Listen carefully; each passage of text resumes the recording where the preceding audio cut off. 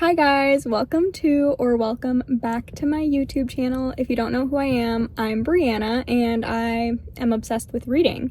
And if you couldn't tell by the title and thumbnail of this video, I'm book shopping today. I am currently at my favorite place in the world, Barnes & Noble, and I have gift cards from Christmas to spend and I'm so excited to finally spend them. It's been like over 2 weeks since Christmas, so I've really been holding off, but I have $60 and I have a few books in mind that I want to get. One of them actually doesn't come out until Tuesday, but it's Saturday today, and I'm really hoping that they put it out early if they have it in the back already, because I really want that book.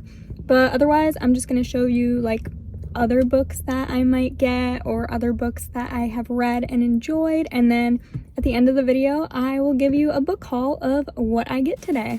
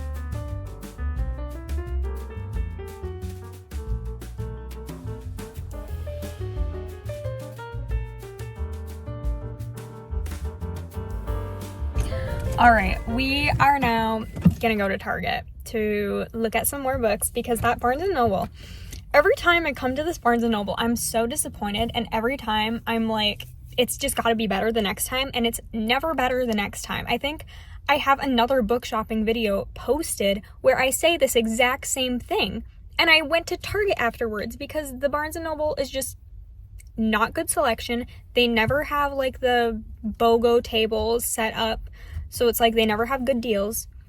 And not that they would have good books to put on there anyways. So I did end up getting one book that I'll show you when we get home, but I still have a whole other gift card to still use at Barnes & Noble, so we might go to a better Barnes & Noble in the future, or I guess I could use it online too for like pre-orders or something. But I also have a Target gift card. I think the Target gift card's for $25, so could definitely get a few books from Target with that. So sometimes this Target is hit or miss with their book selection too, but we haven't been here in a while, so maybe it's gotten better. But yeah, just thought I would update you that the book shopping in this Barnes & Noble was not very good, so have to come to Target now, but it should still be fun.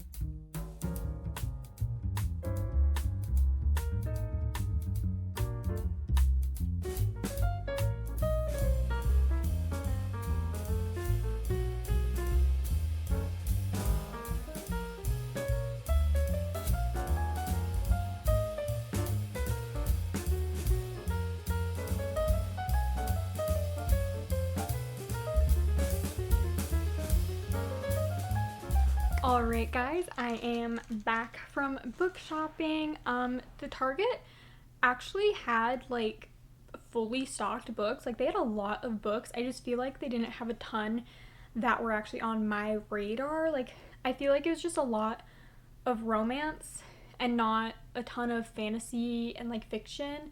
They did have a good amount of thrillers as well, and they had a lot of new releases out, so that was really cool to see.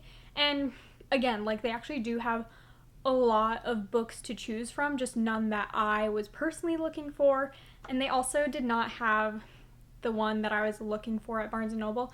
I don't know if I said this, but Barnes & Noble didn't have one that I was looking for. The one that I was really hoping would be out early is The Favorites by Lane Fargo or Lainey Fargo. I've heard it's like these figure skating partners who fell in love with each other but then like had a falling out, and it really gives like Daisy Jones and the Six vibes. So I really wanted that one, but unfortunately they didn't have it at Barnes & Noble or at Target, so I am just gonna have to like order that on Tuesday when it is officially released. But I will show you what I did end up getting from both stores. We will start with Barnes & Noble first, since that is where I went first, and I got A Sea of Unspoken Things by Adrienne Young.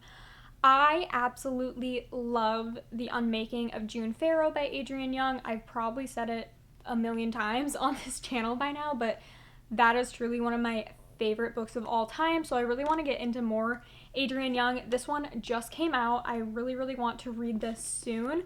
It's a fantasy, but I feel like there's going to be some suspense and mystery to it, which is also kind of like The Unmaking of June Farrow. Like that one is fantasy, but there is a mystery that the character's trying to solve. There's a lot of magical realism. There's some romance in it.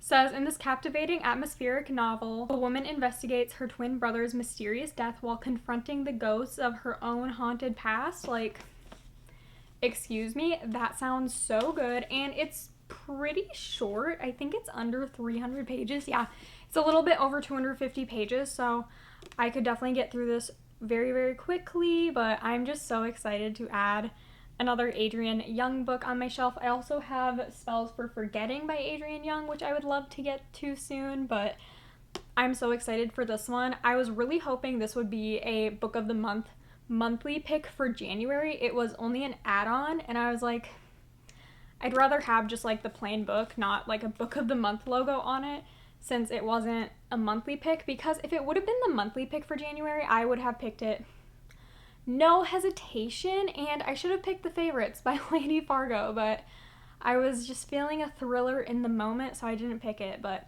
at least we got this one now, and I will be getting The Favorites when it comes out on Tuesday. And then from Target, oh, I did buy this picture frame because I thought it was very cute, and I thought I could put a wedding photo in there, but that is not a part of the book shopping part. But I got Yellowface. I also pointed this one out in Barnes & Noble. I have been wanting to read this one for a while, and I didn't even realize that it just got released in paperback. It was just out in hardcover before, so I just assumed it was like a hardcover only book, but it just came out in paperback, so I was like, I feel like that's a sign for me to pick it up, because honestly, I really prefer paperbacks because they're usually cheaper than hardcovers. Don't get me wrong, I love reading a hardcover and holding a hardcover, but if I can save $10, I will buy the paperback. So yeah, I got Yellowface. This is a very, very popular book, part of Reese's book club, I guess, and I go into most of my books blindly, so I'm not sure entirely what this is about, but I think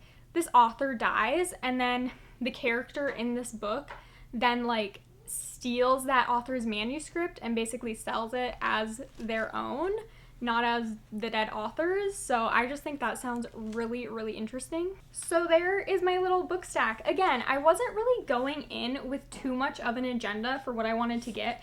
I knew for sure I wanted to get this one, and I was hoping to also get The Favorites.